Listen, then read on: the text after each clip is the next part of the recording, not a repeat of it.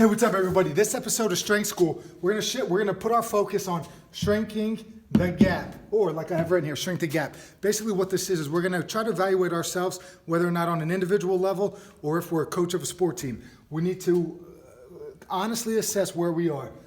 If these are our best players, say I'm a high school football coach and our best players are here and our not so great players are over here. One way that I can make our team better is to shift these not so great players up to this respectable level where I have it right here. So we want to shrink the gap between our best and our worst. All right, if we're able to do that, we're going to be better overall. In my own personal life, if my bench press is through the roof, but I don't squat or do any other lower body exercises, I'm going to have a huge gap here.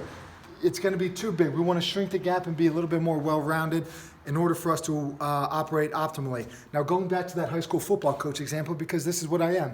You know, in the past, our best teams were when we were able to shrink this gap. If we had 40 kids, say, on the roster for JV and varsity, we wanted to have 25-ish, 20 to 25 guys, so over 50%, maybe closer to 60% would be optimal, being able to hit these few standards I'm about to break down. So for boys, if we could hang clean, front squat, and bench press 205, and we had, say, 55 to 60% of the team doing that, we were going to have a good team. I'm not talking about the guys that went on to play in college or the Division I athletes.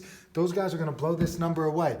I'm talking about those 9th, 10th, 11th grade kids, the kids that might be backups right now. We want those guys. We want to make them better because they're going to push our starters. We're going to be able to have more competitive practices, and we're going to get more out of our training, all right? For the girls' sports, if we could get most of our team now, being able to hang clean, front squat, and bench press 95 pounds, we're going to have a great team. I don't have much experience coaching girls' sports at a public school, but I know that the girls that come in here, when they start, they're nowhere near this number, and some of these girls might have already been varsity players.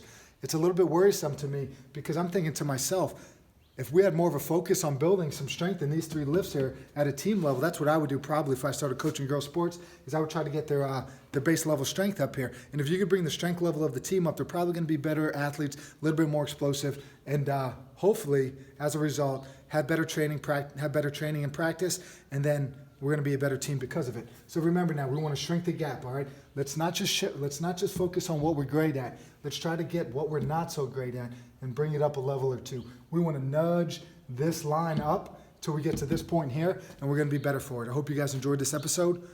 Peace, everybody.